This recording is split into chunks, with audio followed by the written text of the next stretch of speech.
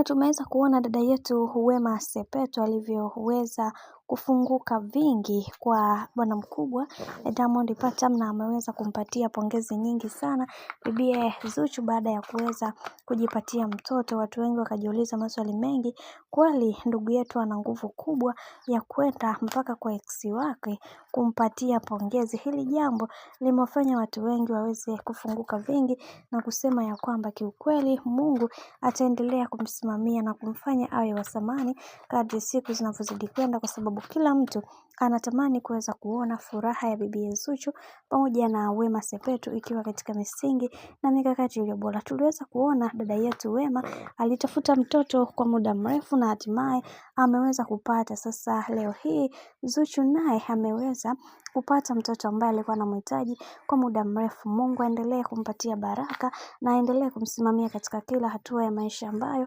anayopiga, na hicho ndio kitu pekee ambacho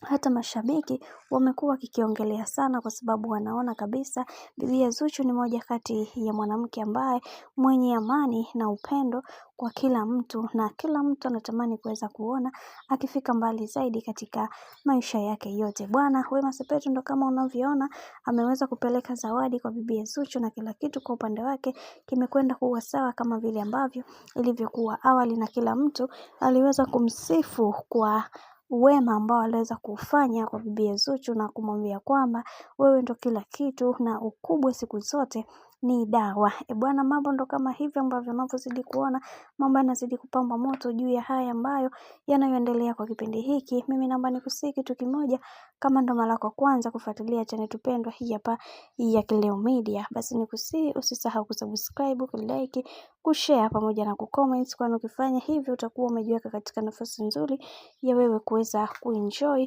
na kufurahi pia katika channel tupendwa hii hapa ya Kileo Media.